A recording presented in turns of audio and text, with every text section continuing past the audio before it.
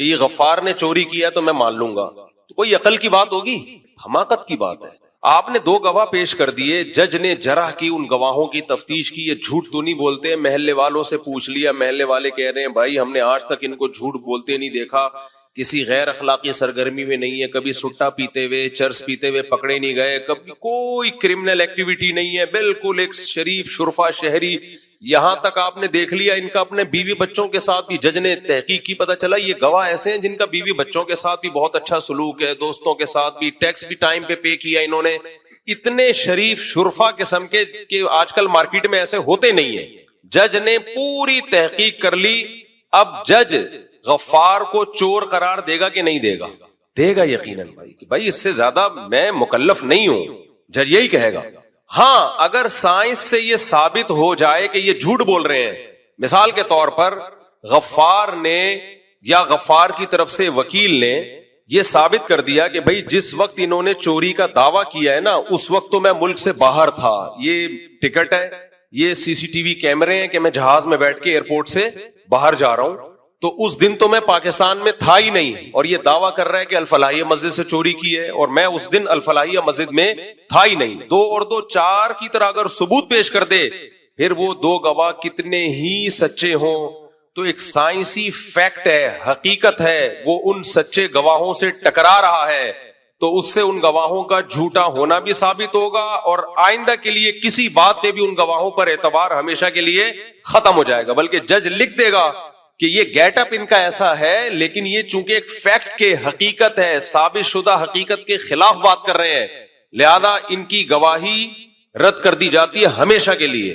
ایک جھوٹ تھوپ دیا جائے گا ان کے اوپر. یہاں سائنس ٹکرا رہی ہے دلیل نقلی سے، عقل ٹکرا رہی ہے کس سے؟ نقل سے. جب عقل اور نقل کا ٹکراؤ ہوتا ہے تو ترجیح کس کو ہوتی ہے؟ عقل کو ترجیح ہوتی ہے. بات سمجھ میں آ رہی ہے کہ نہیں آ رہی؟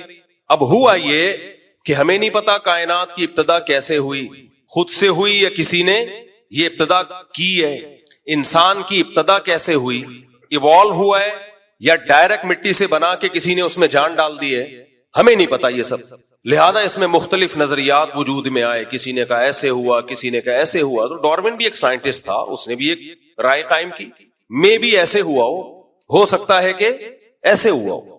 ایک نظریہ پیش کیا اس نے جو اب تک 200 سال کے بعد بھی ایک نظریہ ہی ہے، وہ فیکٹ نہیں ہے، حقیقت نہیں ہے، کیونکہ اس پہ بہت بڑے بڑے اشکالات ہوتے ہیں. آنکھ کیسے بن گئی بھائی؟ ایوالو ہونے کے لیے کوئی سرا تو چاہیے نا، کوئی سرا تو چاہیے، کہاں سے ابتدا ہوئی ہے؟ اور میں بار بار آپ کو بتاتا ہوں کہ یہ جتنے خدا کے منکر ہیں، ملحد ہیں، یہ ایک اہم ترین سوال پی جاتے ہیں، اس کو پی کے آگے سے شروع کرتے ہیں. آپ جتنے بھی ملحد ہیں نا، ایتھیسٹ ہیں، ان سے جب پوچھیں کہ اس کائنات کو کس نے بنایا، وہ کہیں گے یہ خود سے بنی ہے، دھماکہ ہوا تھا.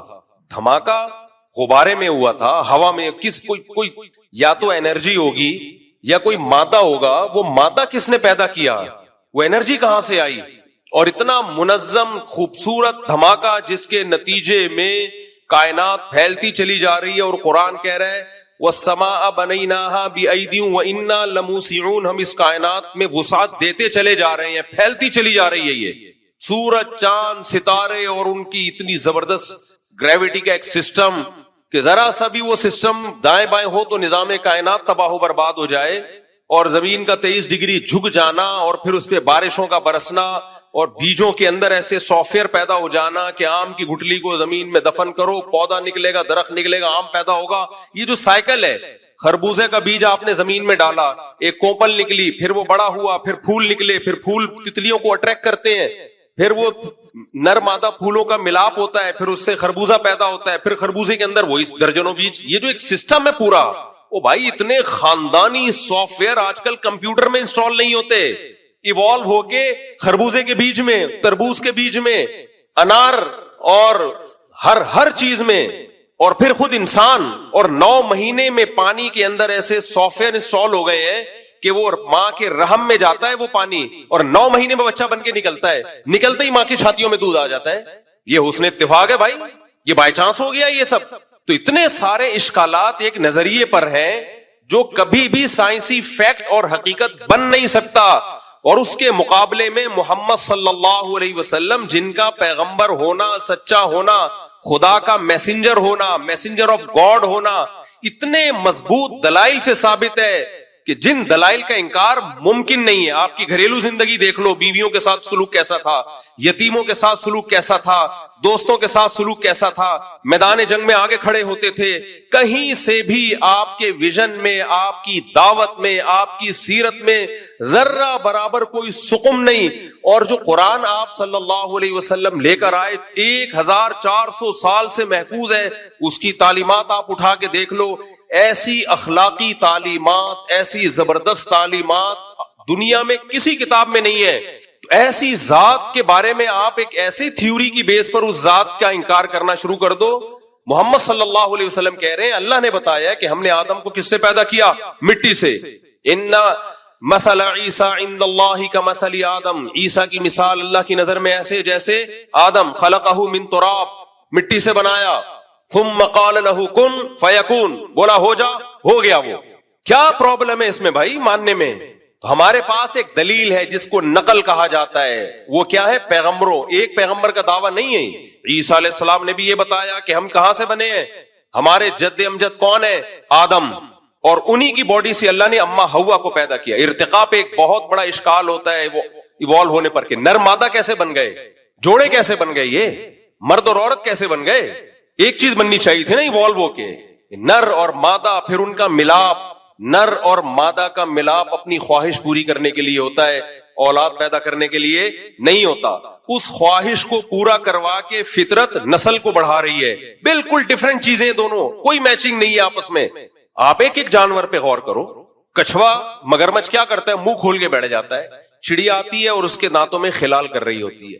کیسا سخت درندہ ہے، گوشت چھوڑتا نہیں ہے 2 منٹ کے لیے بھی. کیسا جانوروں کا آپس میں لنک ہے. دانتوں، اس کی انگلیاں تو ہے نہیں، ہاتھ کتنے چھوٹے وہ یہاں تک تو لا نہیں سکتا. قدرت نے یہ کام کس کے ذمہ لگا دیا؟ چڑیا کے ذمہ. کان بھی صاف کر رہی ہے، ہم وہ لے کے گھما رہے ہوتے ہیں تن کے، توڑ دیتے ہیں اندر بہت سے لوگ. دانت بھی صاف ہو رہے ہیں اس کے. مینا انڈے دے رہی ہے، کوئی گھونسلہ نہیں بناتی، کوے کو بیوقوف بنا رہی ہے، وہاں جا کے انڈا دے رہی ہے. اور کتنا کیسا کام کرتی ہے مینا. کوا 1.5 ہوشیار، اور مینا کہتی ہے تو اگر 1.5 ہوشیار ہے تو میں 1.25 ہوشیار ہوں. کوے کو بیوقوف بنانا آسان نہیں ہے. آپ انڈیا سے دشمنی لے لو، کوے سے دشمنی نہ لینا. مودی سے دشمنی لے لو آپ، کوے سے دشمنی میں تو نہیں لیتا. آپ کسی کوے کو گھونسلے کو دیکھو، آپ ایسا ہوشیار ہوتا ہے، ذرا ایک چپل مار کے دیکھ لو آپ. ایسا ان کا سسٹم ہے نا، آپ کی ٹوپی کا کلر کوا یاد کر لیتا ہے. اس کلر کی ٹوپی والا کوئی بھی نظر آیا. میں ایک دفعہ گلشن اقبال اپنے دوست کے گھر کے باہر کھڑا ہوا ہوں، کوا آیا، میری ٹوپی اچک کے دوسرے گھر میں لے جا کے پھینک. میں نے کہا یہ کیا مذاق ہے یار. نہ یہ دیکھ رہے ہیں کہ مفتی صاحب ہیں، نہ یہ دیکھ رہے ہیں کہ تدریس کرتے ہیں، نہ خطیب، کچھ بھی. ٹوپی اٹھا لی اور پڑوسیوں کے گھر میں. انہوں نے بتایا کہ یار ہماری غلطی، یہاں کوئی درخت ہم نے چپل وپل مار دی تھی، تو اب جو بھی یہاں آتا ہے کوا انتقام لیتا ہے. لیکن مینا اپنے بچے کیسے پالتی ہے، وہ پہلے جائے گی کوے کے گھونسلے میں، اور اگر 6 انڈے پڑے ہیں نا تو 1 انڈا پہلے گرائے گی اور پھر اپنا انڈا رکھے گی وہاں پہ. کیوں گرائے گی؟ تاکہ کوے کو شک نہ ہو کہ یہ کچھ انڈے زیادہ لگ رہے ہیں. اتنی عقل کیا ایوالو ہو کے اس کھوپڑی میں آئی. ایک جانور ہے، اتنی سمجھ پیدا ہو گئی اس کے اندر. وہ انڈا گرائے گی کہ بھی تعداد اتنی ہو، پھر انڈا دے دے گی وہاں. کوا جو آج تک پبلک کو بے وقوف بناتا رہا، ایسی چالاکیاں ہم نے کوے کو کی دیکھی ہیں، ایسی چالاکی. میں نے ایک دفعہ دیکھا چھت پہ کوا پراٹھا کھا رہا ہے، جو بچ گیا نا اسے گھسیٹتا ہوا لے کے جا رہا ہے اور اس کے اوپر ایک پتھر کا ٹکڑا رکھ دیا. یہ سیو محفوظ کر لیا، دوبارہ بھوک لگے گی ادھر ہی آؤں. میں نے کہا واقعی اس کو 1.5 ہوشیار ایسے نہیں کہا جاتا. سیاڑا کوا بچپن میں کتابوں میں پڑھتے تھے نا، سیاڑا کوا. لیکن مینا کیا کرتی ہے، اس کا 1 انڈا گرایا اور اپنا انڈا رکھ دیا. کوی جو ہے وہ مزے سے پالتی ہے انڈے کو، سیتی رہتی ہے. جب چوزا نکلتا ہے تو اپنا بچہ سمجھ کے کھلاتی ہے. تھوڑے دن میں اس کو اندازہ ہوتا ہے کسی نے کوئی بہت بڑی ٹوپی کرائی ہے مجھے، کسی نے بہت بڑی ٹوپی کرائی. پورا ایک کائنات میں مینجمنٹ ہے، نظام ہے بڑا خوبصورت. اسی سے پرندے چہچہا رہے ہیں. آپ ان پرندوں کے گھونسلے بنانے کا طریقہ دیکھو یار. خدا کی قسم عقل اندھی نہ ہو گئی ہو، دل اندھے نہ ہو گئے ہو. تبھی قرآن کیا کہتا ہے، فَإِنَّهَا لَا تَعْمَى الْأَبْصَارُ وَلَكِنْ تَعْمَى الْقُلُوبُ الَّتِي فِي الصُّدُورِ. اللہ کہتے ہیں آنکھیں اندھی نہیں ہوتی, آنکھیں سب قدرت کے نمونے دیکھ رہی ہیں, وہ دل اندھے ہو جاتے ہیں جو سینوں میں چھپے ہوئے, انہیں بصیرت ختم ہو جاتی ہے, وہ دل اندھے ہو جاتے ہیں. چڑیا کو دیکھ لو کیسے گھونسلہ بناتی ہے, کیسے گھونسلہ کیسے تن کے. چڑیا جب بالغ ہوتی ہے اسے کس نے سکھایا کہ اب تیرے انڈے دینے کا ٹائم ہے؟ کس نے سکھایا اس کو؟ ہے بھائی, ابھی تک تو انڈے ہوئے نہیں, بچے ہوئے نہیں, اس کو کس نے سکھا دیا؟ وہ تن کے اٹھا کے گھونسلہ بنانا شروع. چڑا بھی یہی کام کرتا ہے, چڑیا کے ساتھ مل کے, بڑا مضبوط فیملی سسٹم ہے, دونوں مل کے پالتے ہیں. کیسا خوبصورت گھونسلہ بناتے ہیں. جنگلوں میں دیکھیں کیسے خوبصورت گھونسلے, پرندے سخت تنوں کو کاٹتے ہیں, کتنی محنت کرتے ہیں, ایسے ٹھک ٹھک ٹھک کر کے ہتھوڑے کی طرح کھود رہے ہوں گے تنا, اور ایسا خوبصورت بنا دیتے ہیں. اور ڈیفنس سسٹم کتنا بہترین. ایسے پرندے ہیں جنگلوں میں, ایک گھونسلہ دکھانے کا ہوتا ہے اور ایک رہنے کا ہوتا ہے. اس کو کس نے سکھایا؟ ایوالو ہو کے کتنی چیزیں ایوالوشن کے کھاتے میں ڈالو گے, ارتقاء کے کھاتے میں ڈالو گے. شاعر نے کہا نا, کب تک چھپو گے پیڑوں کی آڑ میں, کبھی تو ملو گے لنڈا بازار میں. اپنی محبوبہ سے کہہ رہا ہے کہ مجھ سے چھپتی ہو, بھاگی پھرتی ہو, لنڈا بازار تو کبھی نہ کبھی آنا پڑے گا نا, وہاں سے کون بھاگ سکتا ہے. لنڈا بازار میں فائدہ یہ ہے کہ چیز آدھی سے بھی کم قیمت میں ملتی ہے, اور آپ طارق روڈ کا کہہ کے پبلک کو دکھاتے ہیں. کیا پتا چلتا ہے پبلک کو کہاں سے لیا ہے بھائی؟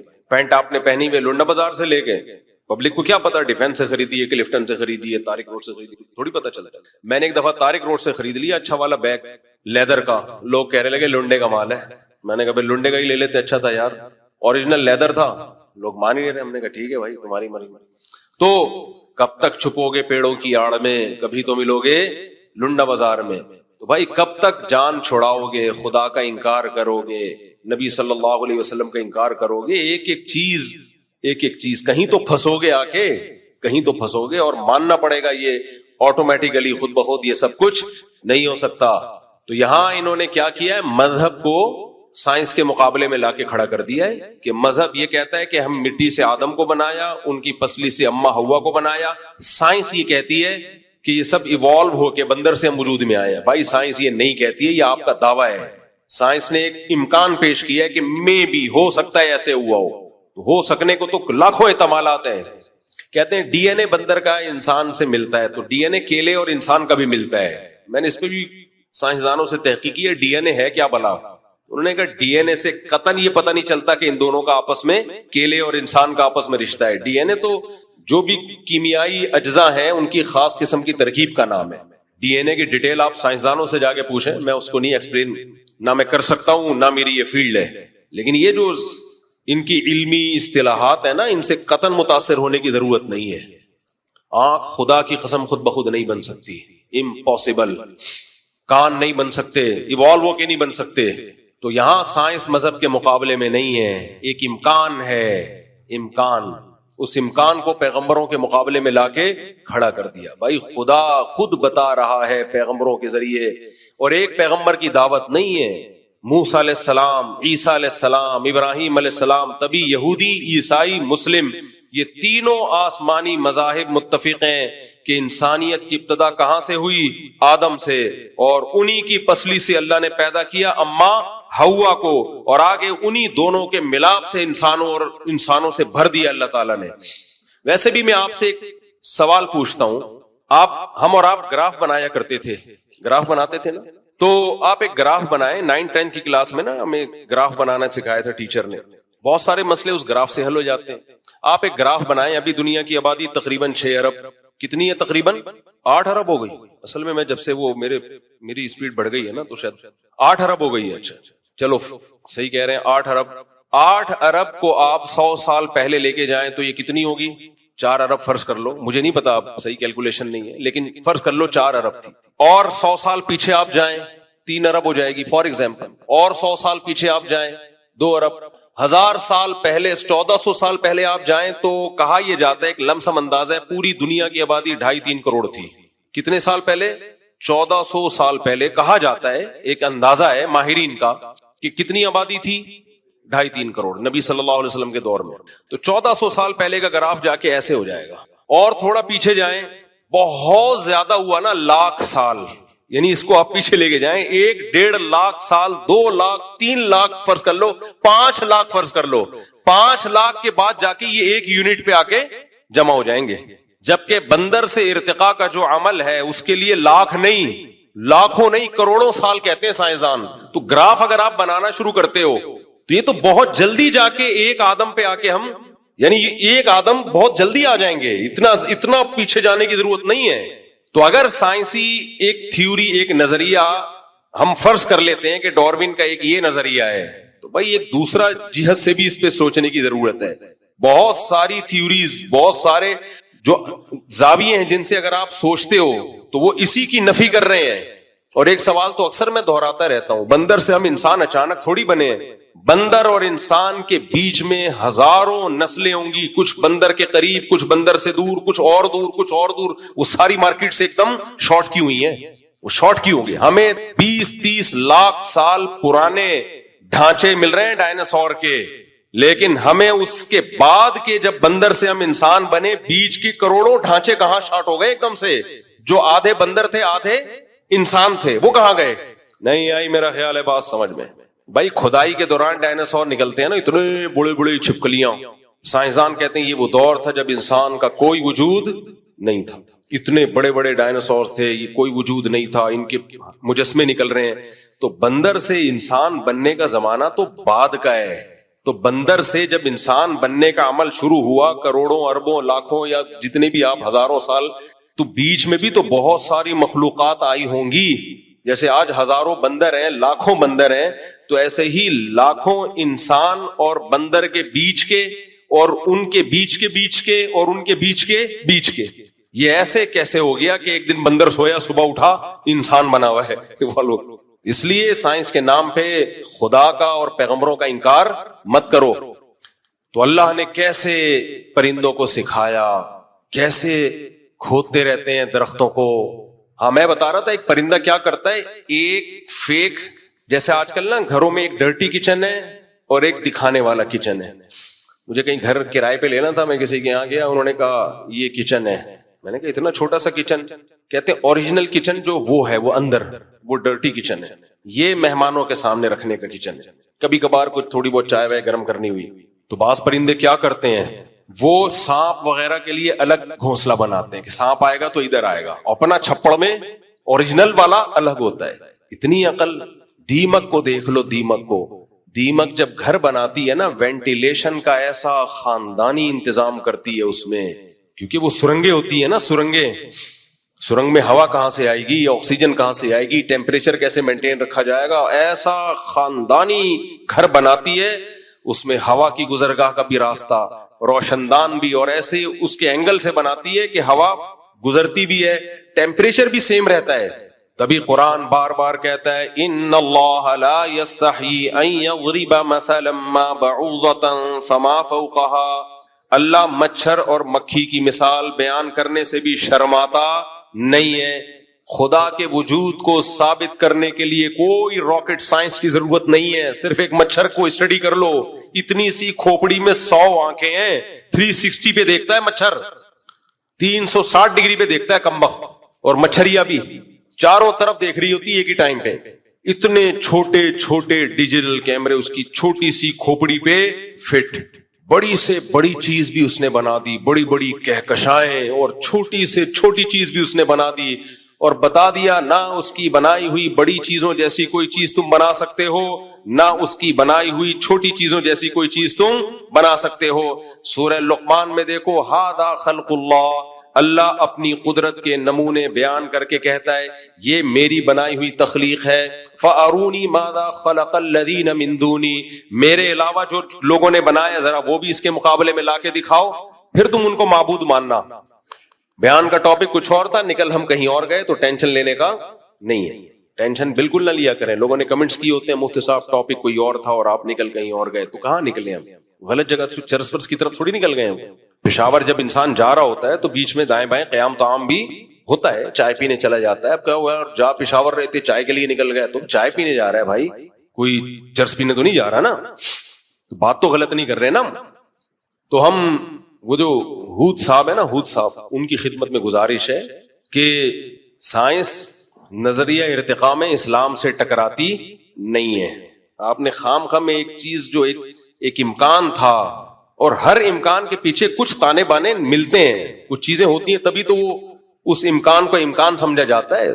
تو ایسے تو کچھ نہ کچھ تو ہر جگہ مل جائے گا آپ کو, کچھ نہ کچھ قرائن ہر جگہ مل جاتے ہیں, اس کو دلیل تھوڑی کہا جاتا ہے. دیکھو مجھے ایک بات بتاؤ, آپ نے ٹرین کو ہاتھ لگایا چل پڑی, بعض دفعہ ایسے ہوتا ہے, ہمارے یہاں تو ایسا ہی ہوتا ہے, ٹرین کو ہاتھ لگایا چل پڑی, ہاتھ لگایا رک گئی. ابھی ایک امکان ہے کہ آپ کے ہاتھ لگانے سے چلی ہو, لیکن اتفاق بھی تو ہو سکتا ہے, اتفاق ہی ہے نا یہ. بھائی ٹرین کا ڈرائیور آپ کے ہاتھ لگانے کا انتظار تھوڑی کر رہا ہے. بعض دفعہ ایسے ہوتا ہے ہم ہاتھ لگاتے ہیں ٹرین چل پڑتی ہے, وہ ہمارے ہاتھ لگانے سے نہیں چلی ہوتی, وہ اتفاق سے اس کا چلنے کا ٹائم ہو گیا ہوتا ہے, اتفاق سے اس کا بریک لگانے کا ٹائم ہو گیا ہوتا ہے, دو اتفاق آپس میں مل گئے ہوتے ہیں. تو اس کو دلیل نہیں کہا جاتا کہ جی دلیل یہ ہے کہ جب میں نے ہاتھ لگایا تو اس وقت چلی تھی, ہاتھ لگایا اس وقت رک گئی, اس کو دلیل تھوڑی کہا جائے گا.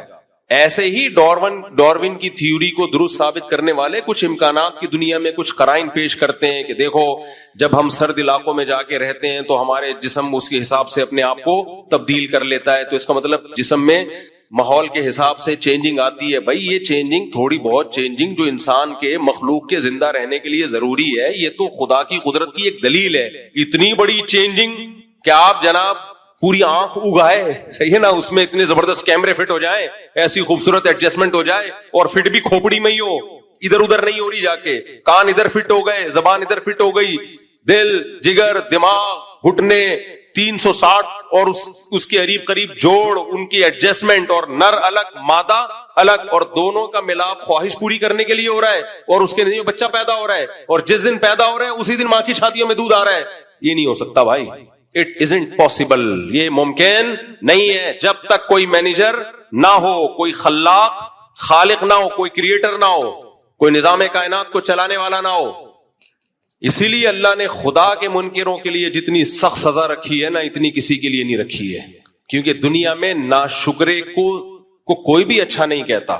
ناشکر سب سے بڑی ناشکری ہے کہ آپ بنانے والے کا انکار کر دو جس نے بنایا ہے. تو اس لیے میں بیان یہاں سے لے کے چلا تھا, بھائی بنایا جس نے ہے وہ چاہتا ہے کہ تم کس کی غلامی اختیار کرو, بولو میری. اللہ کہتا ہے کس کی غلامی, میری. اب ہمارا جو پڑھا لکھا طبقہ ہے زیادہ تر, وہ کہتا ہے نہیں ہم کسی کے غلام نہیں ہیں, ہم مذہبی پابندیوں سے آزاد. تو اللہ کہتے ہیں آزادی کا حق تمہیں جب ہے جب تم انڈیپینڈنٹ ہو, جب تم کیا ہو, انڈیپینڈنٹ, تم اپنا کماتے ہو, اپنا کھاتے ہو. جیسے میں نوجوانوں کو کہتا ہوں اپنی مرضی کی شادی اس وقت کرو جب تمہاری اپنی جاب ہو, اپنا گھر ہو. جب ابا کے خرچے پہ شادی ہو رہی ہے تو شادی بھی پھر ابا کی مرضی سے ہوگی. ایسا نہیں ہو سکتا میرے بھائی کہ خرچہ ابا کا اور پسند تمہاری, یہ نہیں ہوتا.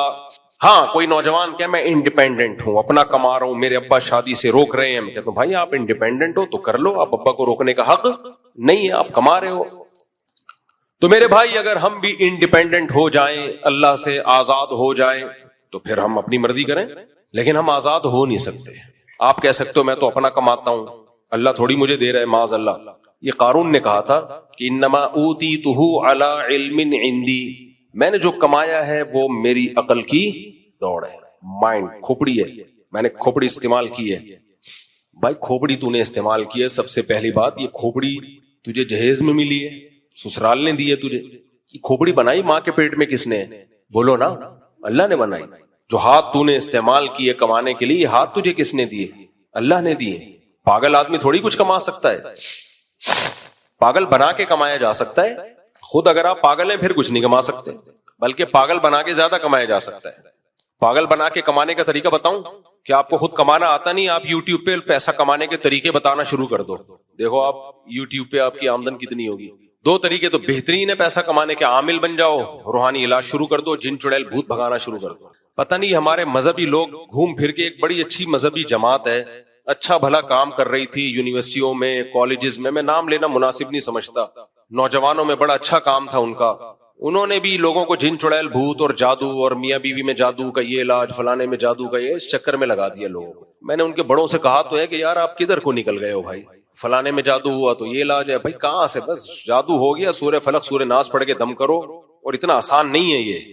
اپنی غلطیوں کو جادو پہ ڈال دیتے ہیں. مذہبی آدمی کا زوال شروع ہوتا ہے جادو ٹونے اور یہ ان سب چیزوں میں لوگوں کو ڈال دیتا ہے وہ.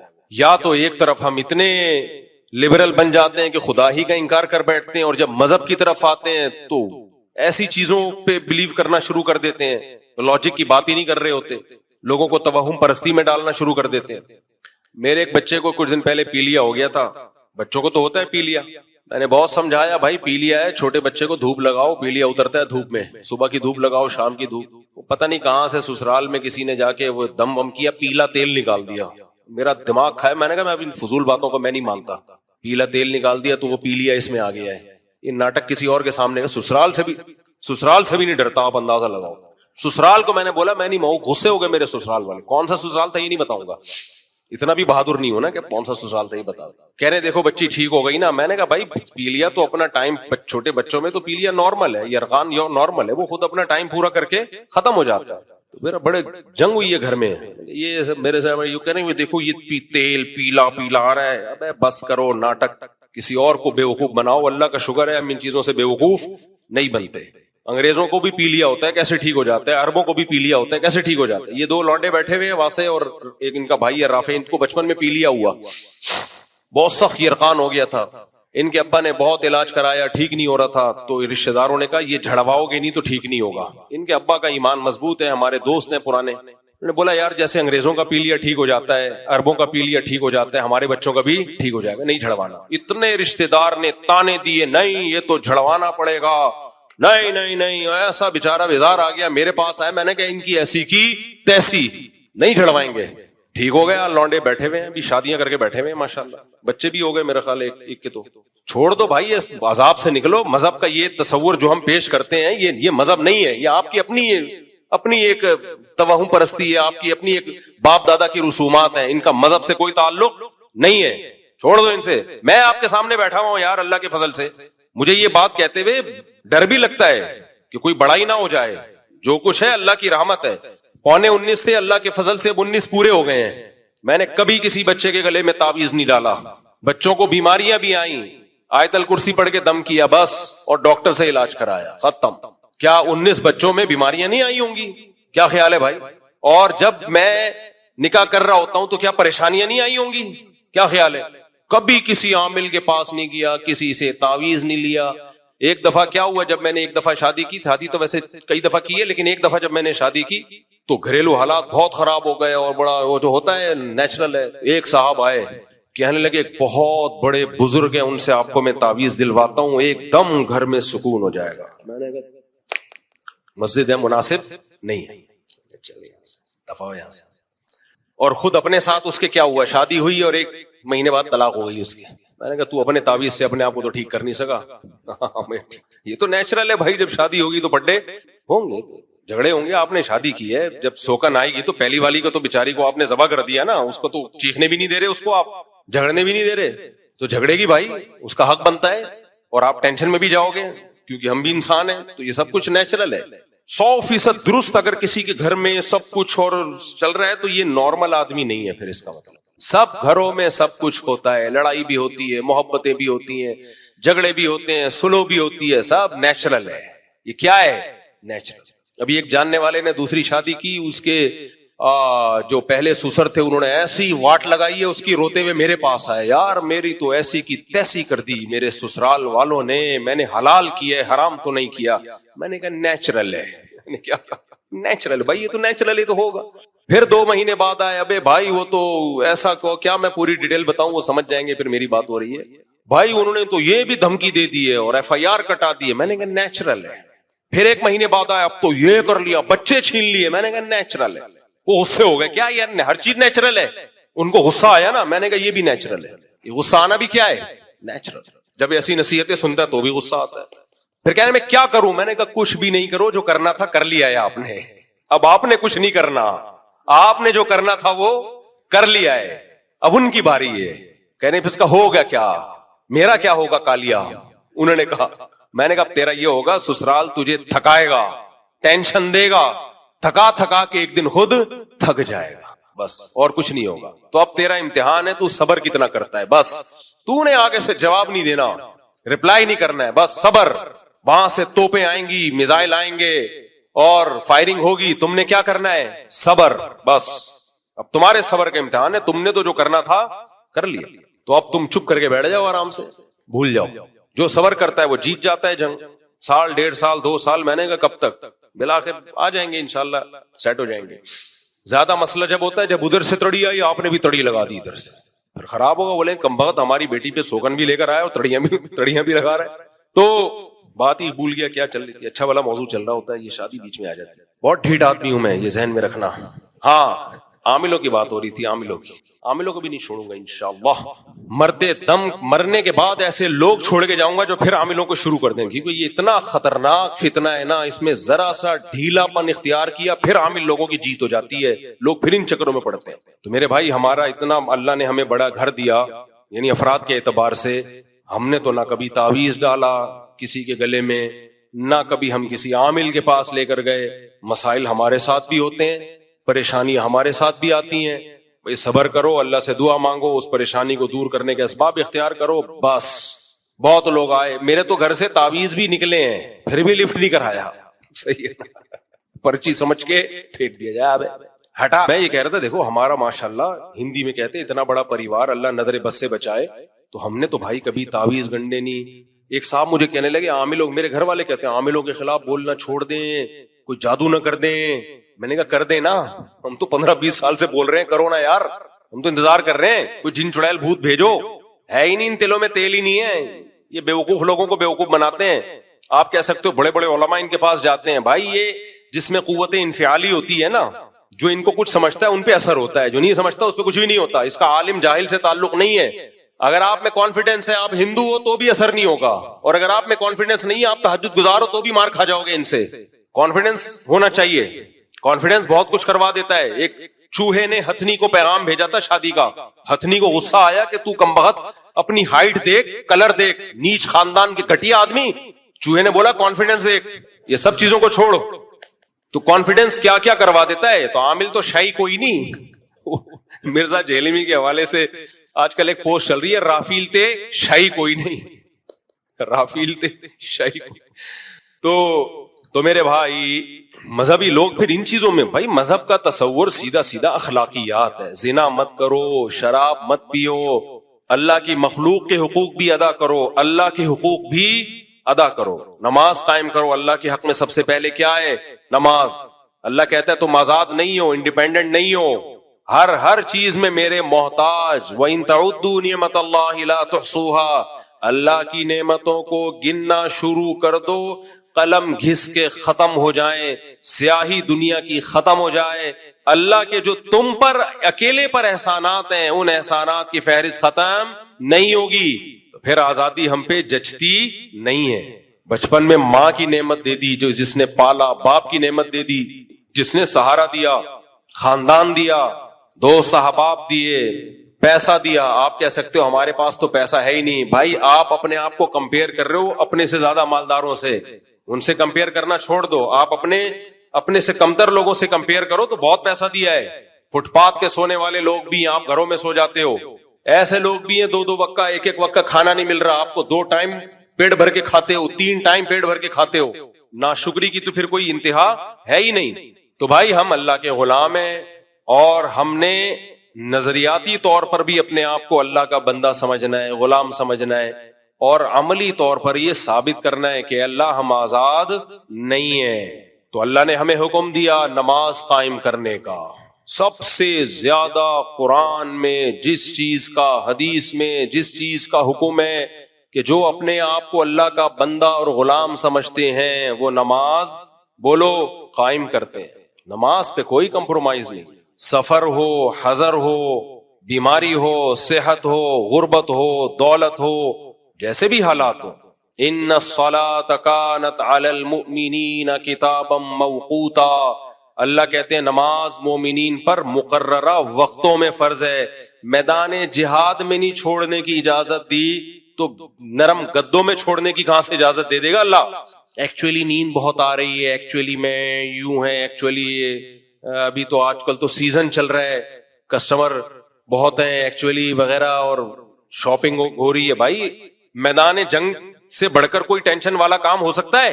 ہاں نماز کا طریقہ آسان کر دیا اللہ نے کہا میدان جنگ میں پیدل پڑھو، پیدل نہیں سواری پہ پڑھو، اشاروں سے پڑھو. اے اللہ اتنی ٹینشن بعد میں پڑھ لیں گے بھائی، ابھی جنگ کر لیتے ہیں، رات کو ساری نمازیں اکٹھی پڑھ لیں گے، گھوڑے پہ کیوں پڑھیں؟ اللہ کہتے ہیں نا نا نا رات کو ساری نمازیں اکٹھی نہیں. ان الصلاۃ کانت علی المؤمنین کتابا موقوتا، ہر نماز کا ایک ٹائم ہے جو حدیث جبریل سے ہمیں پتہ چلتا ہے. اسی آیت سے پتہ چلتا ہے کہ امام ابو حنیفہ کا موقف بہت مضبوط ہے کہ ہر نماز اپنے ٹائم پہ ادا کی جائے گی. یہ جو دو نمازیں اکٹھا کرنا ہے، ظہر کے وقت میں ہی اثر پڑھ لی یا اثر تک ظہر کو ڈیلے کر لیا، کسی واضح حدیث میں یہ ثابت نہیں ہے. اس بارے میں یا تو حدیث ضعیف ہے، اگر صحیح حدیث ہے تو صریح نہیں ہے، اس میں واضح مضمون نہیں ہے. ظہر کو اثر کے قریب لے کے جانا، اثر کو پہلے وقت میں پڑھنا، اس کو بھی حدیث میں جمع بین الصلاتین سے تعبیر کیا گیا ہے، خود صحیح حدیث سے ثابت ہے. کیا آپ نے ایک صحابیہ کو کہا ظہر کو آخر وقت میں پڑھو اور مغرب اثر کو اول وقت میں؟ بذالک تجمعین بین الصلاتین، اس طرح دو نمازیں اکٹھی پڑھ لو گی. باقی میں اس پہ ریفرنسز کے ساتھ انشاءاللہ ریکارڈنگ کرواؤں گا. اس کو خود نبی نے کہا یہ دو نمازیں اکٹھی، تو اکٹھی کا مطلب ہوگی ہر نماز اپنے ٹائم پہ. باقی لوگ حدیث صحیح مسلم کی حدیث پیش کرتے ہیں کہ نبی صلی اللہ علیہ وسلم نے دو نمازیں اکٹھی پڑھی، عشاء کے وقت میں آپ نے جمع کیا مغرب اور عشاء کو. تو اس حدیث کا یہ مطلب نہیں ہے کہ مغرب کو عشاء کے وقت میں پڑھا، اس کا مطلب دوسری حدیثوں کو ملا کے پتہ چلتا ہے مغرب کو آخری وقت میں پڑھا، اس کے فوراً بعد عشاء. تو جمع کا عمل جو کمپلیٹ ہوا ہے وہ عشاء کے ٹائم پہ ہوا ہے، وہ مغرب کے ٹائم پہ نہیں ہوا. سمجھ میں آ رہی ہے بات کہ نہیں آ رہی ہے؟ اور اتنی آزادی دے دی، شاپنگ کے لیے جا رہے ہو ظہر کے ساتھ اثر پڑھ لو، اکیڈمی میں آج بیان لمبا ہو گیا تو ظہر کے ساتھ اثر پڑھ لو. میدان جنگ میں اللہ کہہ رہے ہیں بھائی ڈیلے نہیں کر سکتے. بخاری کی حدیث ہے کہ لیس فی النوم التفرید، سوتے میں نماز قضا ہو گئی گناہ نہیں ہے کیونکہ وہ آپ کے اختیار میں نہیں ہے. آپ نے فرمایا کوتاہی یہ ہے کہ نماز کو اپنے وقت سے مؤخر کیا جائے. تو سفر کے بارے میں یہ حدیث ہے کہ اگر سوتے میں نبی صلی اللہ علیہ وسلم کی ایک جگہ پڑاؤ ڈالا تو کسی کی بھی آنکھ نہیں کھلی، فجر کی نماز سب کی قضا ہو گئی. حضرت بلال کو کے ذمہ لگایا تھا اذان دے کے اٹھانا، تو حضرت بلال کہتے ہیں میری آنکھ لگ گئی. تو آپ نے فرمایا کہ سوتے میں اگر نماز قضا ہو جائے، سوتے کا مطلب یہ نہیں کہ خراٹے لے کے جان کر سو رہے ہیں آپ. بعض دفعہ ایسے ہوتا ہے کہ نہ الارم کا پتہ چلا یا الارم بجا ہی نہیں، وہ تو غیر اختیاری چیز ہے نا. تو سفر کے بارے میں تو آپ نے فرمایا کوتاہی یہ کہ نماز کو اپنے وقت سے مؤخر کیا جائے. اس پہ میں نے پورا رسالہ لکھ لیا ہے، صرف اس کو ڈیلیور کرنا باقی ہے. ہاں حج کے موقع پر، حج تو خلاف قیاس ہے، حج میں تو سارے کام ایسے کروائے جاتے ہیں جو عام روٹین سے ہٹ کے ہیں، وہ تو ہے ہی خلاف قیاس. اسی وجہ سے عبداللہ بن مسعود رضی اللہ تعالیٰ عنہ کی صحیح حدیث ہے کہ نبی نے کبھی بھی دو نمازیں اکٹھی نہیں پڑھی. اکٹھی کا مطلب قضا کر کے دوسرے وقت میں داخل کر کے، سوائے حج کے موقع پہ.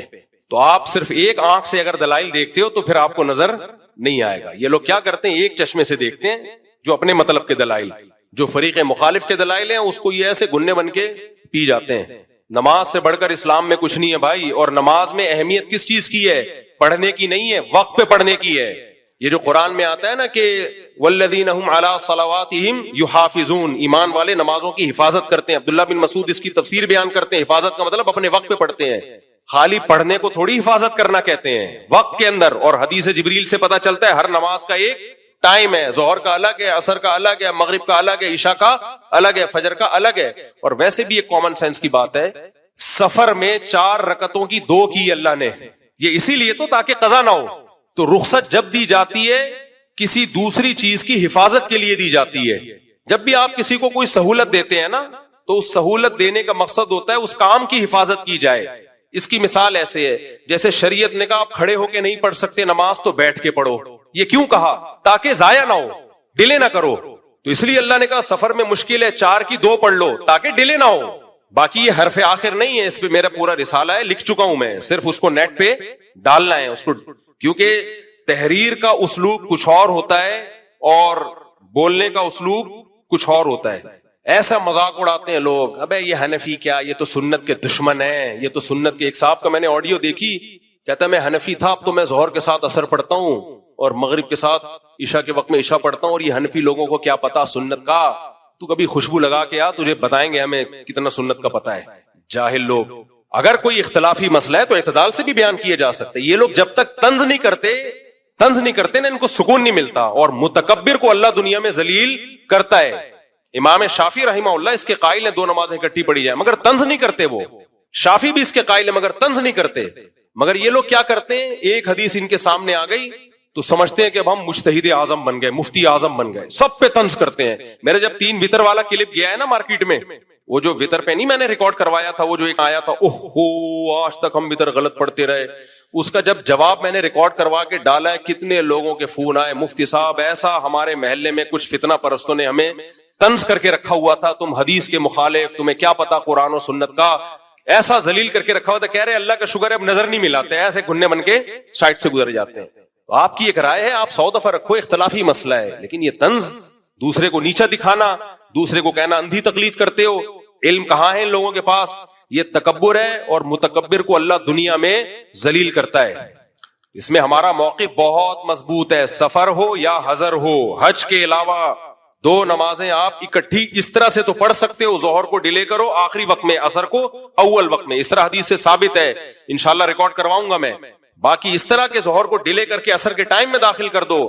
ہمارا دعویٰ یہ کہ اس بارے میں اگر حدیث ہے تو صحیح نہیں ہے, صحیح ہے تو صریح نہیں ہے, واضح نہیں ہے. جیسے صحیح مسلم کی حدیث ہے نا, عشاء کے وقت میں آپ نے جمع کیا, تو یہ صحیح حدیث تو ہے, صریح تھوڑی ہے. جمع کرنے کا مطلب یہ تھوڑی کہ مغرب کو عشاء کے وقت میں پڑھا ہے.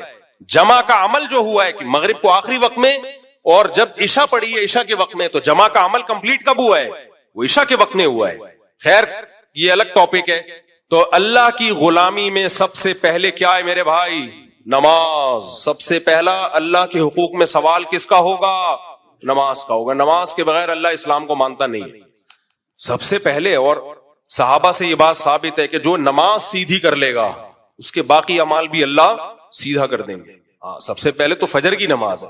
فجر کو اس لیے کہا جاتا ہے اس نے فجر پڑھ لی باقی بھی پڑھ لے گا. تو نماز کو سب سے پہلے سیدھا کرنے کی ضرورت ہے. آج ہو کیا رہا ہے, بس یہ واقعہ سنا کے بیان ختم کرتا ہوں, گرمی بھی بہت ہو رہی ہے, لوگوں کا کانسیپٹ ہی خراب ہو گیا بھائی نماز کے بارے میں. میں نے کئی بار یہ واقعہ سنا ہے, پرانا ہو گیا, اب کسی کو نہیں پتا چلے گا کس کی بات ہو رہی ہے. خاتون نے کہا میرا بھائی کی ڈیتھ ہو گئی, مفتی صاحب بہت نیک تھا, بہت نیک تھا, بڑا اللہ والا تھا. میں نے کہا ماشاء اللہ ماشاء اللہ. میں نے کہا نماز پڑھتا تھا کہ بس نماز نہیں پڑھتا تھا, وہ بس نماز نہیں پڑھتا تھا. ابے نماز نہیں پڑھتا تھا تو نیک کہاں سے ہو گیا, اللہ کا اتنا بڑا حق ادا نہیں کر رہا. یہ بات کوئی غیر مسلم کہے تو سمجھ میں آتی ہے, مسلمان کہے کہ بے نمازی تھا لیکن کیا تھا, نیک تھا. یہ ایسے ہی ہے جیسے کسی خاتون کے شوہر مر گئے, وہ بیچاری میت کی تعریف کر رہی ہے, ہائے میرے میاں اتنے اچھے تھے, اتنے اچھے تھے. بہن آج تک کسی عورت کو کبھی نظر بھر کے نہیں دیکھا, جب بھی دیکھا ٹکٹکی باندھ کے دیکھا ہوں. اب تعریف تو کرنی تھی نا, جھوٹ بھی نہیں بولنا چاہتی تھی. یعنی وہ بتانا چاہ رہی تھی میں جب بیٹھی ہوتی تھی تو کسی آنٹی کو نہیں دیکھتے تھے, میرے خوف سے کنکھیوں سے دیکھتے تھے, بس وہ اتنے نیک تھے. تو بھائی نیک کہاں سے ہو گئے جو ٹکٹکی باندھ کے عورتوں کو جھانک رہے. تو ایسے ہی بھائی بے نمازی نیک نہیں ہو سکتا, اللہ نہیں مانتا بے نماز. اسلام میں سب سے پہلے کیا ہے, نماز. اور حقوق العباد میں سب سے پہلے والدین, حقوق العباد میں سب سے پہلے باپ اور ماں, بس باقی سب اس کے بعد. آپ ماں باپ کے ساتھ اچھے نہیں ہو پھر اللہ نہیں مانے گا آپ کو اچھا. دوستوں کے ساتھ تو سبھی اچھے ہو جاتے ہیں بھائی. تو اللہ ہم میں عبدیت پیدا کرے, اللہ ہمیں یہ سمجھنے کی توفیق عطا فرمائے کہ ہم اس کے غلام ہیں, اور غلام بن کے رہے, یہی زیادہ اچھا ہے اس کے. اللہ عمل کی توفیق عطا فرمائے. وما علینا الا البلاغ. صاحب وہ سوال میرا یہ تھا کہ کرسیوں کے متعلق, جو کرسیوں پہ نماز پڑھی جاتی ہے, ذرا اس کے متعلق تھوڑا وضاحت سے بتا دیں کہ میں یہ کہنا چاہ رہا ہوں کہ جتنے بھی کرسیوں پہ نماز پڑھتے ہیں, جو آج کل ہر مسجد کے اندر ایسا فیشن بن گیا ہے کہ بعض مساجد جو ہیں وہ سینما کا منظر پیش کرتی ہیں, دونوں طرف کرسی. اگر یہ کرسی پہ بیٹھنے والے کبھی اپنے گھر میں تو بیٹھتے ہوں گے نا نیچے, یا کسی کے گھر میں جا کے بیٹھتے ہوں گے, اگر ان میں سے جو زمین پہ بیٹھ سکتا ہے وہ اگر بیٹھ کے پڑھ لے تو بہتر ہے. ایک بات تو یہ. دوسری بات یہ ہے کہ اتنی بڑی بڑی کرسیاں ہیں, اور بعض کرسیاں ایسی ہیں کہ ان کے اندر جو ہے نا وہ انگل بنے ہوئے ہیں, اور اپنے پیر جو ہے نا وہ انگل پہ رکھ لیتے ہیں, تو زمین پہ پیر ہوتا ہی نہیں. تو آیا اگر کسی کا زمین پہ پیر نہیں ہوگا تو اس کی نماز ہوگی یا نہیں ہوگی؟ اور تیسری بات یہ ہے کہ یہ کرسیوں کے اندر بعض لوگ ایسا ہوتا ہے کہ قیام میں کھڑے ہو جاتے ہیں, تو اب یہ کھڑا ان کا اگر اکیلے پڑھ رہے ہیں تو ٹھیک ہے کہ قیام میں کھڑے ہو جائیں, باقی عمل بیٹھ کے کر لیں. لیکن فرض نمازوں میں جو یہ کھڑے ہو جاتے ہیں, یہ ذرا ایک تو عجیب سا لگتا ہے, اور اس کو وضاحت سے کر دیں کہ یہ صحیح کرتے ہیں یا نہیں کرتے ہیں. اب میں نے کل ایک جگہ فجر پڑھی تو میں نے دیکھا کہ امام کے پیچھے مؤذن, اور مؤذن کے بالکل ساتھ ایک کرسی والے, تو وہ بھی کھڑے ہو گئے جب قیام تلاوت پڑھی ہے, تو ایسا لگ رہا تھا کہ 2 امام ہیں. تو اس کی ذرا وضاحت کر دیں کہ یہ ان کا کھڑا ہونا مناسب ہے. چلے جی, وہ کرسیوں والا مسئلہ یہ ہے میرے بھائی, دیکھو کرسی پہ شدید مجبوری میں نماز جائز ہے. اگر زمین پہ بیٹھنا آپ کے لیے ممکن ہی نہیں ہے, آپ کہتے ہو ٹیک نہیں لگا، ٹیک لگائے بغیر، تو زمین پہ بھی ٹیک والی کرسیاں آتی ہیں جن کے پائے نہیں ہوتے، اس پہ ٹیک لگا لو. آپ کہتے ہو میرے لیے گھٹنے موڑنا ممکن نہیں ہے، گھٹنے سیدھے کرو قبلے کی طرف. جب تک یہ ممکن ہے کرسی پہ نماز درست، یعنی درست کا مطلب خلاف سنت ہے، ہو جائے گی نماز لیکن خلاف سنت. زمین پہ بیٹھ کے معذوری میں نماز پڑھنا سنت ہے. نبی صلی اللہ علیہ وسلم نے آخری دنوں میں جب آپ بیمار تھے زمین پہ بیٹھ کے آپ صلی اللہ علیہ وسلم نے نماز پڑھی. اب میں ابھی بات کمپلیٹ کر لوں پھر آپ کا سوال. تو شدید مجبوری ہو، اب لوگ کہتے ہیں مجبور ہیں، دعوت پہ جاتے ہیں تو آپ زمین پہ بیٹھ جاتے ہیں آرام سے کھانا کھانے کے لیے، واش روم میں بھی آپ زمین پہ بیٹھ جاتے ہیں، اور دعوت پہ جاتے ہیں تو واش روم میں مشکل ہے. دعوتوں میں دیکھ رہا ہوتا ہوں بہت سے لوگوں کو زمین پہ بیٹھ کے کھانا کھا رہے ہیں، اور مسجد میں آتے ہیں تو کرسی پہ بیٹھ کے نماز پڑھتے ہیں. تو حتی الامکان کوشش کریں، اگر آپ کے لیے کھڑے ہونا مشکل ہے تو زمین پہ بیٹھ کے سنت ہے نماز پڑھنا. کرسی پہ بیٹھ کے نماز پڑھنے میں صف بھی خراب ہوتی ہے، مسجدوں میں کرسیاں آ رہی ہیں، پھر رمضان کے آخری عشرے میں میز بھی آ جاتی ہے، چائے اور قہوے بھی چل رہے ہوتے ہیں، پتہ ہی نہیں چلتا یہ مسجد ہے یا کوئی ہوٹل ہے. تو یہ بہت غلط بات ہے. شدید مجبوری ہو، اب کون مجبور ہے کون نہیں ہے یہ فیصلہ میں نہیں کر سکتا. تو کوئی کرسی پہ بیٹھا ہوا ہے میں تو اس کو برا نہیں کہہ رہا بھائی، وہ خود جانتا ہوگا. صفیں بہرحال اس سے خراب ہوتی ہیں، اور بیٹھنا بھی ہے تو پھر کنارے پہ کرسی رکھا کریں، اور جب اٹھ کے جائیں تو کرسی کو سائڈ پہ لگائیں، وہیں چھوڑ کے نہ چلے جائیں. تو کوشش کریں کہاں بیٹھ کے نماز پڑھیں، زمین پہ بیٹھ کے. ابھی ہمارے نعیم بھائی ہیں، معذور ہیں بےچارے، پاؤں سے مسائل ہیں، پوری 20 رکعتیں انہوں نے زمین پہ بیٹھ کے پڑھی ہیں. تو پڑھی جا سکتی ہے، آپ پاؤں قبلے کی طرف کر لیں. وہ جو جماعت کے ساتھ جو ایک بندہ کرسی کے اوپر، باقی سارے کرسی والے بیٹھے ہوئے، وہ ایک کھڑا ہو گیا قیام کے اندر، تو لگتا بھی ذرا عجیب سے ہے اس کے متعلق. بس لگتا تو عجیب سے ہے نا، مجبوری ہے نا. نہیں، اس کو عجیب سے نہ لگانے کے لیے اس کو ہم قیام بھی بیٹھ کے نہیں کر سکتا، سب بندی تو ہو جائے گی، کندھے سے کندھا تو ملے گا نا، وہ تو بالکل ہی الگ ہو گیا نا. اگر وہ آدھی نماز جب بیٹھ کے پڑھ رہا ہے تو قائم بھی بیٹھ کے پڑھ لے. اس میں میرا خیال یہ ہے کہ وہ صف میں کھڑے ہو کر قیام کرے اور کرسی پیچھے رکھے، تو پھر پیچھے والی اور اگلی نہیں، جب رکوع سے پہلے پھر کرسی آگے لے آئے. رکوع تو اس نے کرسی پہ بیٹھ کے کرنا ہے نا، تو تھوڑا سا کھینچ لے کرسی کو. نماز میں اتنی حرکت جائز ہے. وہ بالکل ہی الگ منظر ہوتا ہے کہ وہ صف سے آگے نکلا ہوا ہوتا ہے، کھڑا ہوا ہوتا ہے. تو کرسی پیچھے رکھ لے، صف میں کھڑا ہو جائے سیدھا کندھے سے کندھا ملا کے، اور جب رکوع میں جانے کا ٹائم آئے تو کرسی آگے، خود بھی آگے ہو جائے، کرسی آگے کھسکا لے، ایسے ایک ہاتھ سے کرسی آگے کھسکا کے اس پہ بیٹھ کے رکوع کر لے. سمجھ میں آ رہی بات؟ یہ کر لے. رفیع بھائی کو ناراض نہیں کرے، بس سب کچھ کر لے، رفیع بھائی کو ناراض نہیں کرے. آپ کچھ پوچھ رہے تھے؟ جی مائک دے دو ان کو، مائک. ہاں کرسی پہ بیٹھے ہوئے، یہ تو نہیں نماز ہی نہیں ہوگی. فرض نماز میں قیام ضروری ہے، بس ہو گیا سوال ان کا. فرض نماز میں قیام ضروری ہے، بغیر ضرورت کے کرسی پہ بیٹھ کے نماز پڑھی تو نماز نہیں ہوگی. مفتی صاحب قربانی کس پر واجب ہے، اور اگر وہ قربانی نہ کرے تو کیا اسے گناہ ملے گا؟ محمد اسماعیل گریس. یہ کیا لکھا ہوا ہے کیا لکھا ہوا ہے بھائی؟ قربانی واجب ہے. نبی صلی اللہ علیہ وسلم کی حدیث ہے، من وجد سعۃ لأن يضحي فلم يضحي فلا يقربن مصلانا. صحیح حدیث ہے. آپ صلی اللہ علیہ وسلم نے فرمایا جس کے پاس قربانی کرنے کی گنجائش تھی پھر بھی قربانی نہیں کی، وہ ہمارے عیدگاہ کے قریب بھی مت پھٹکے. اب بعض لوگ دلیل دیتے ہیں کہ حضرت ابو بکر اور عمر رضی اللہ تعالی عنہما قربانی نہیں کرتے تھے، اور حدیث کے الفاظ ہیں کراہۃ ان یقتدی بہما، اس خوف سے کہ لوگ ان کی پیروی نہ شروع کر دیں. تو کہتے ہیں دیکھو اگر واجب ہوتی تو ابو بکر عمر بھی کرتے، بلکہ انہوں نے تو نہیں کی تاکہ لوگ اس کو ضروری نہ سمجھیں. اس کا جواب یہ ہے کہ حضرت ابو بکر اور عمر رضی اللہ تعالی عنہما مسلمانوں کے خلیفہ تھے، لیکن مسکین اور غریب تھے، پیون زدہ کپڑے پہنتے تھے. گھر میں حالت یہ تھی ان کے کہ کہیں اضافی کھانا بچ گیا نا، گھر والوں نے بچا لیا تھوڑا تھوڑا کر کے کہ بھئی یہ جو ہے اگلے وقت کے لیے، تو وہ بھی پھر خلیفہ نے بند کرا دیا کہ یہ ہماری ضرورت سے زائد ہے تبھی تو بچ رہا ہے. تو ان دونوں نے اس لیے نہیں کی. اگر وہ دونوں کرتے تو لوگ سمجھتے یہ ہر ایک پر لازم ہے، غریب کو بھی کرنی پڑے گی. تو اس لیے ان دونوں نے نہیں کی تاکہ پتہ چل جائے بھائی کہ اگر کوئی مسکین اور غریب ہے تو وہ نہ کرے تو کوئی حرج نہیں ہے. ورنہ کامن سینس کی بات ہے کہ ابو بکر اور عمر ایک سنت کو ختم کریں گے جس کو نبی نے زندہ کیا. ہر سال نبی نے قربانی کی ہے اور حکم دیا قربانی کرنے کا، اور بتایا کہ تمہارے باپ ابراہیم علیہ السلام کی یہ سنت سے یہاں اصطلاحی سنت مراد نہیں ہے، طریقہ ہے تمہارے والد ابراہیم علیہ السلام کا. تو ابو بکر عمر کہیں گے کہ ہم نہیں کریں تاکہ لوگ کرنا نہ شروع کر دیں. تو یہ کامن سینس کی بات ہے، کیا یہ تو ہو ہی نہیں سکتا. انہوں نے اس لیے نہیں کی تاکہ غریبوں پر لوگ لازم نہ سمجھیں، امت حرج میں پڑے گی. باقی اسلاف میں اس میں اختلاف تھا. بعض اسلاف اس کے قائل تھے کہ واجب نہیں ہے اور سنت موقدہ ہے. سنت موقدہ بھی واجب کے قریب ہی ہوتی ہے، اور ہر گھر میں گھر کے سربراہ اگر کر دے تو سب کی طرف سے ہو جائے گی. تو بعض اسلاف کا، ایک منٹ میں بات کمپلیٹ کر لوں، تو بعض اسلاف کا یہ نظریہ ہے، تو ٹھیک ہے ان کا ہوگا نظریہ.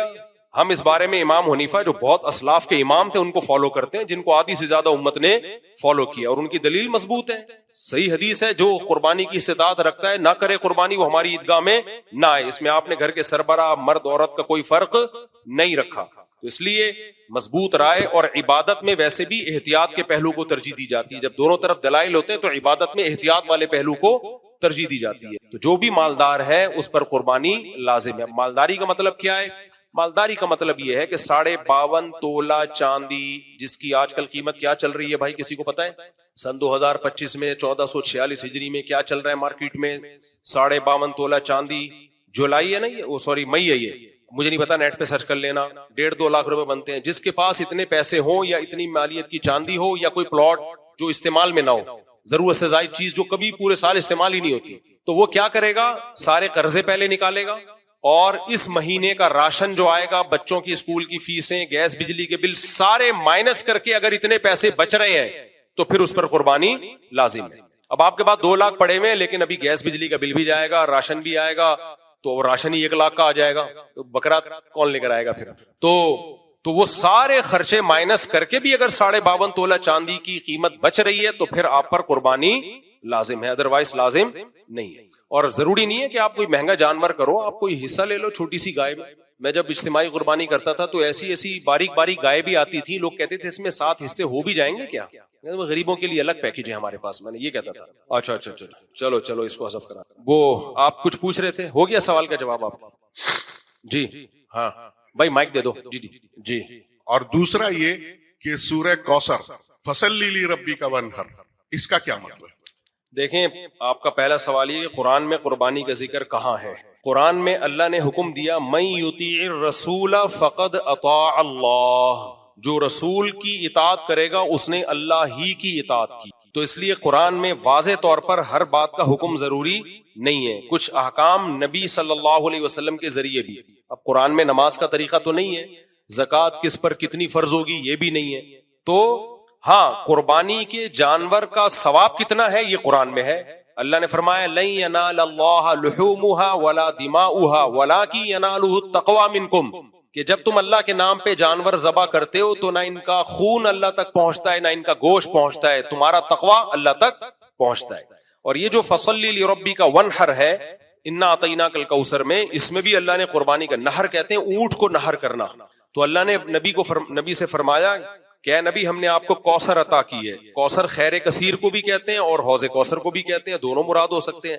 اور دوسرا آپ نے فرمایا کہ جب ہم نے آپ کو کوثر عطا کی ہے، آپ پر احسان کیا کہ آپ کا دشمن وہ ابتر ہے، اس کی نسل ختم ہو جائے گی، آپ کی نسل ختم نہیں ہوگی.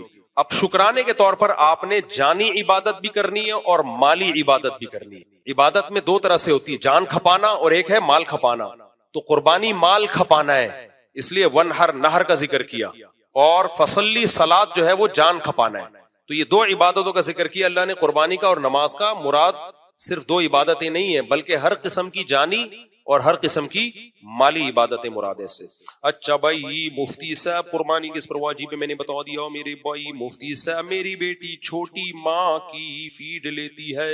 میری بیٹی چھوٹی ماں کی فیڈ لیتی ہے. جو چھوٹی بیٹی ہے، ماں چھوٹی نہیں ہے. رات کو بہت تنگ کرتی ہے، اگر اس کی ماں چشمہ ہی لگائے بغیر چشمہ بھول آیا ہے، معاف فرمائے، شرم تو آتی ہے چشمہ لگاتے. رات کو بہت تنگ کرتی ہے، اگر اس کی ماں روزہ پلائے تو گناہ تو نہیں ہوگا. اس کی ماں حالت ناپاکی کی حالت میں دودھ پلائے. دودھ پلانا جائز ہے ناپاکی کی حالت میں بھی بھائی، کوئی حرج نہیں. مجھے رشتہ مل گیا ہے، مدرسے کی محتمم کے بیٹے ہیں اور میرے ماں باپ بھی راضی ہیں، اور مجھے ایک لڑکی ہے وہ مجھے پسند ہے اور وہ لڑکی میرے اوپر عاشق بھی ہے. اب میں کیا کروں؟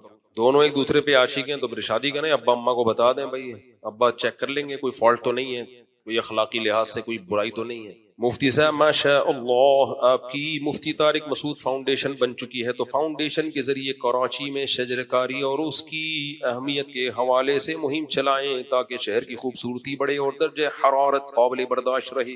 اچھی چیز کی طرف آپ نے اشارہ کیا. مفتی طارق مسعود فاؤنڈیشن کے حوالے سے بہت سارے کام ہم نے سوچے ہوئے ہیں، اس میں ایک ہم یہ بھی ایڈ کریں گے درخت. لیکن مسئلہ یہ درخت لگانا آسان ہے، اس کی حفاظت بہت مشکل ہے.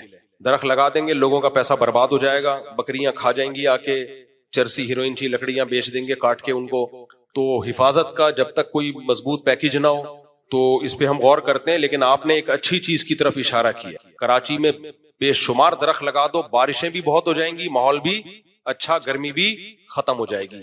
ایک اچھی چیز کی طرف آپ نے ہماری رہنمائی کی ہے, اس پہ ہم آپ کا دل کی اتاہ گہرائیوں سے شکریہ ادا کرتے ہیں. جامعہ دارالعلوم کراچی کے طالب علم ہیں حضرت مولانا مفتی اخلاق صاحب مدظلہم العالیہ کے ریفرنس سے آپ کے ساتھ ملاقات کرنے کی خواہش مند ہیں. جامعہ دارالعلوم ٹھیک کہاں ہیں آپ؟ ہیں کہاں ہیں بھائی؟ مفتی صاحب نظر بد اور حاسدین سے بچنے کا کوئی طریقہ بتا دیں. نظر بد سے بچنے کا طریقہ ہے رات کو دعا پڑھ کے سویا کرو, اعوذ بکلمات اللہ تامہ, آ جاؤ نا, اعوذ بکلمات اللہ تامہ من کل شیطان وہامہ ومن کل عین لامہ, یہ دعا پڑھا کرو. رات کو سورہ فلق سورہ ناس پڑھ کے دم کیا کرو, اور اپنی نعمت کو ہر ایک کے سامنے ہنس ہنس کے بیان نہ کیا کرو. حسد کرنے والے کو جیلسی ہوتی ہے, یہ نہ بتاؤ میری 2 شادیاں, میں بہت خوش ہو گیا ہوں, میں بہت, وہ کیا ہے میں کمارا, مجھے ایک نہیں مل رہی, یہ 4 لے کے گھوم رہا ہے, تو وہ حسد کرے گا. تو ہر ایک کو اپنی نعمت کھل کے بیان نہیں کی جاتی, یہ احتیاط کرنی چاہیے. السلام علیکم, ہاتھ تم چھوڑ دو بھائی بس. وعلیکم السلام. بنگلہ دیش سے بھی کچھ لوگ آئے ہوئے تھے, بنگلہ دیش سے آؤ, بنگلہ دیش زندہ باد. آپ لوگ نے بھی اس جنگ میں ساتھ دیا, بنگلہ دیش والوں پاکستان سے محبت کا اظہار کیا. دارالعلوم کراچی میں پڑھے ماشاءاللہ. میرے ایک استاذ بھی بنگلہ دیش میں ہیں, مفتی شہید اللہ صاحب, مفتی رشید احمد صاحب کے خلیفہ ہیں. ان سے کانٹیکٹ نہیں ہو رہا میرا, کہیں کانٹیکٹ کرا دو, ٹھیک ہے. ہاں اچھا آپ بیٹھیں, جزاک اللہ. وہ جو پائلٹ تھا نا ایم عالم, جس نے 5 طیارے گرائے تھے, 65 میں بھی ہم جیتے تھے, یہ ذہن میں رکھو. لوگ کہتے ہیں 65 میں ہم ہارے تھے, یہ بھی پروپیگنڈا شروع کر دیا. اس جنگ میں بھی ہم جیتے ہیں, اب پروپیگنڈا ہوگا تو اس سے بھی مکر جائیں گے. تو وہ جو ایم عالم جس نے 5 جہاز گرانے کا ریکارڈ قائم کیا تھا, وہ بنگلہ دیشی زبان تھی ان کی.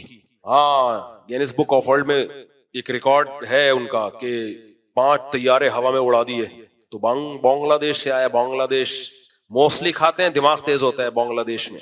مفتی صاحب اگر کوئی بندہ خود کو کسی فرقے کا نہ کہے, مسلمان کہے, تو کیا یہ صحیح ہے؟ بالکل صحیح ہے, لیکن جب پریکٹیکل لائف ہوگی تو کسی نہ کسی کو فالو کرے گا. وہ کچھ باتیں بولنے کی حد تک بہت اچھی ہوتی ہیں, پریکٹیکل لائف میں ان کی کوئی ویلیو نہیں ہوتی. مثال کے طور پر جب آپ رشتہ لینے کے لیے گئے, لڑکی والوں نے پوچھا کہ آپ مسلمان ہیں؟ ہاں جی میں مسلمان ہوں. کون سا فرقہ ہے آپ کا؟ آپ نے کہا کہ میرا کوئی فرقہ نہیں, میں فرقوں میں بلیو ہی نہیں کرتا. تو کہیں گے بیٹا پھر آپ یہ بتاؤ کہ آپ نماز پڑھنے کے لیے امام بارگاہ میں جاتے ہو یا مسجد میں جاتے ہو؟ انکل میں مسجد میں جاتا ہوں. تو بیٹا اس کا مطلب سنی ہو نا پھر آپ. نہیں میں سنی نہیں ہوں, میں فرقوں میں بلیو نہیں کرتا. بیٹا جو مسجد میں جاتا ہے اسی کو سنی کہا جاتا ہے, جو امام بارگاہ جاتا ہے اس کو شیعہ کہا جاتا ہے. اچھا جب آپ مسجد میں جاتے ہو تو آپ ہری پگڑی پہنتے ہو یا جو پگڑی سمجھ میں آ جائے وہ پہنتے ہو؟ میلاد مناتے ہو, 12 ربیع الاول پہ لائٹیں لگاتے ہو یا نہیں لگاتے؟ انکل میں لائٹیں وائٹیں نہیں لگاتا اور میں یہ چیزیں نہیں کرتا. تو بیٹا اسی کو دیوبندی کہا جاتا ہے. نہیں انکل میرا کوئی فرقہ نہیں ہے. تو بیٹا تم نے اپنا بھی ٹائم ویسٹ کر رہے ہو, ہمارا بھی ٹائم ویسٹ کر رہے ہو. ان شارٹ شروع میں کہہ دیتے میں دیوبندی ہوں تو ہم سمجھ جاتے کیا کیا کرتے ہو کیا کیا نہیں کرتے. تو کچھ باتیں کہنے میں بڑی دلچسپ ہوتی ہیں, پریکٹیکل لائف میں وہ نہیں ہوتی. جیسے انجینئر علی مرزا صاحب بھی کہتے ہیں کہ میرا کوئی فرقہ نہیں ہے, لیکن وہ کہتے ہیں میں اہل سنت والجماعت کے جو عقائد ہیں اور جو ان کا منہج ہے میں اس کو فالو کرتا ہوں. تو بھائی جو اہل سنت والجماعت کے عقائد اور ان کے منہج کو, اسی کو تو سنی کہا جاتا ہے, اسی کو تو سنی کہا جاتا ہے. تو یہ عجیب بات ہے. یہ ایسے جیسے نہ میں مرد ہوں نہ میں عورت ہوں. تو بھائی آپ مرد بھی نہیں ہو عورت بھی نہیں ہو تو کیا ہو پھر آپ؟ داڑھی ہے, ہاں جی میرے داڑھی ہے, آواز مردوں والی ہے, عورت کی طرف اٹریکشن ہے, تو اسی کو ہی تو مرد کہا جاتا ہے. تو ایسے ہی میرے بھائی یہ اسلام میں فرقہ واریت اچھی چیز نہیں ہے, لیکن فرقے مسلمانوں میں ہیں, یہ گراؤنڈ ریئلٹی ہے, اس کا آپ انکار نہیں کر سکتے. یہ کہہ سکتے ہیں کہ فرقے ہونے نہیں چاہیے, کاش نہ ہوتے, ہم سب ایک ہوتے تو بہت اچھا ہے, بہت اچھا ہوتا. کاش میری قسمت میں ہوتا, میں خریدتا ایک کھوتا, کبھی تو سوار ہوتا کبھی میں سوار ہوتا, لیکن پیسے نہیں ہے تو میں گدھا خرید نہیں سکتا. تو کاش یہ فرقے نہ ہوتے, سارے مسلمان ایک ہوتے, حج بھی سب کا, کعبہ بھی ایک, قرآن بھی ایک, نبی بھی ایک. تو کاش یہ فرقے نہ ہوتے. لیکن جب ایک ہے تو پھر آپ کو تحقیق کرنی ہے ان میں صحیح کون سا ہے اور غلط کون سا ہے. تو فالو تو کرنا ہے, باقی اس کی دم نہ لگاؤ اپنے نام کے ساتھ. جگہ جگہ میں دیوبندی کیا ضرورت ہے بھائی اس سے؟ کیونکہ اس سے فرقہ واریت اور بڑھتی ہے. جہاں ضرورت ہو شدید وہاں آپ یہ لفظ استعمال کر لو, جہاں ضرورت نہیں ہے تو نارمل سب مسلمان ہے بھائی, کیا ضرورت ہے ان ناموں میں کیا رکھا ہوا ہے؟ زیادہ فنٹر بنو گے ارشاد. جی جی حضرت عیسیٰ علیہ السلام کے بھی والد ہیں آدم علیہ السلام. حضرت عیسیٰ کے براہ راست والد کوئی نہیں تھے, اللہ نے اپنی قدرت سے حضرت مریم سے پیدا کیا, لیکن حضرت مریم کے والد تو تھے نا, اور ان کے والد ہوتے ہوتے آدم علیہ السلام تک یہ سلسلہ پہنچتا ہے نا. تو آدم علیہ السلام سب کے باپ ہیں. مفتی صاحب اگر کوئی بندہ خود کو کسی پرکے کا نام نہ دے, اچھی بات ہے, نام نہ دے آپ. مفتی صاحب قضائے عمری نمازیں کس طرح ادا کریں جب صحیح اندازہ نہیں کہ کتنے, تو اندازہ جب تمہیں نہیں ہے تو مجھے کہاں سے ہوگا, چھوڑی تم نے, اندازہ لگانا پڑے گا دماغ پہ زور دے کے. ٹینکر سے پانی بیچنا کیسا ہے, ساری دنیا بیچ بھی رہی ہے, خرید بھی رہی ہے, گورنمنٹ کو چاہیے نا روکے ان سب چیزوں سے. میری والدہ رشتہ دیکھ رہی ہیں میرے لیے, میں نے کہا کہ مہنگائی بہت ہے اور میں ذمہ دار بھی نہیں ہوں, کیا کروں؟ مت کریں شادی کسی کی لڑکی کا بھیڑا غرق کرو گے اگر تم ذمہ دار بھی نہیں ہو اور تمہارے پاس خرچہ بھی نہیں ہے. یا تو بہت غریب لڑکی دیکھو, بہت غریب, جس کا خرچہ تم اٹھا سکو.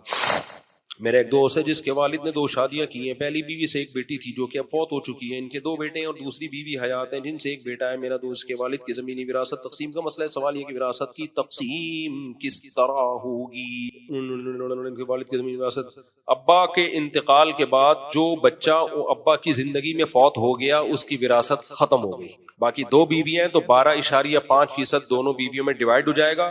جو بچ جائے گا, ایک بیٹا اور 2 بیٹے ہیں تو 2 بیٹوں میں برابر تقسیم ہو جائے گا.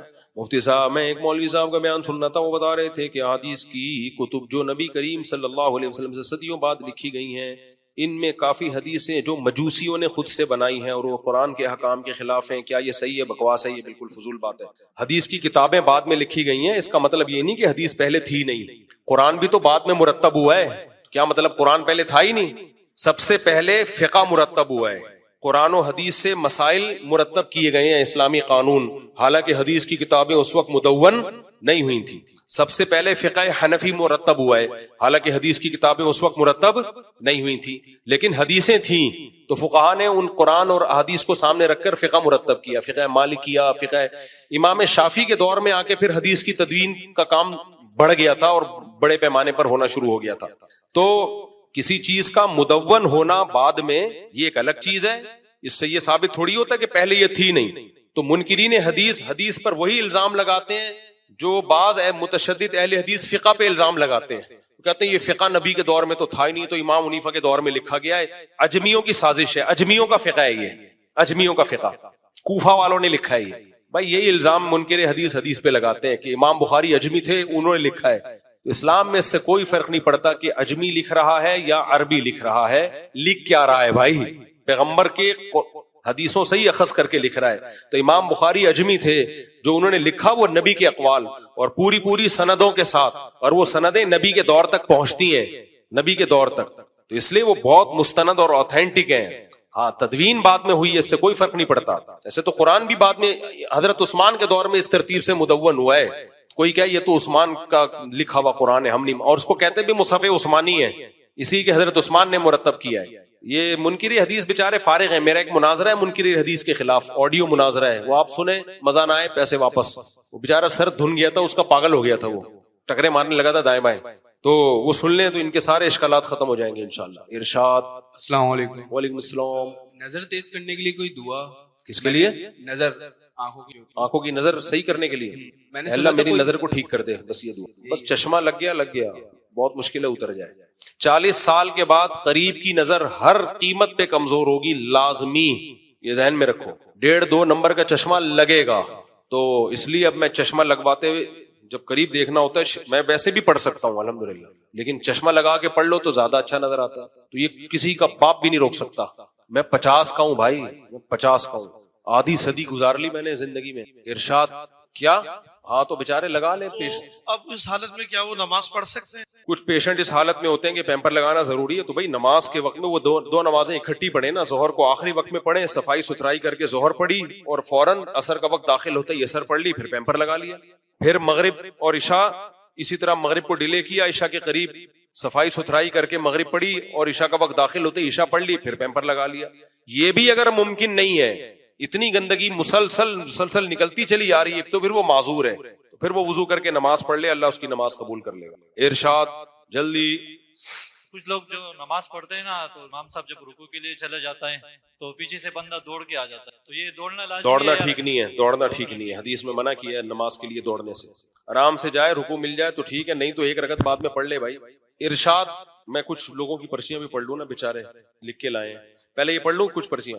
مفتی صاحب ایک مولوی صاحب کا بیان سننا تھا، اتار دے گا نہیں ہو گیا میرے بھائی، اس کا جواب ہو گیا. بہت سے لوگ کہتے ہیں کہ ہماری فوج مذہبی ہے اور دین سے محبت کرنے والی ہے، لیکن فوج میں اکثر لوگ داڑھی نہیں رکھتے، سنت کو ذبح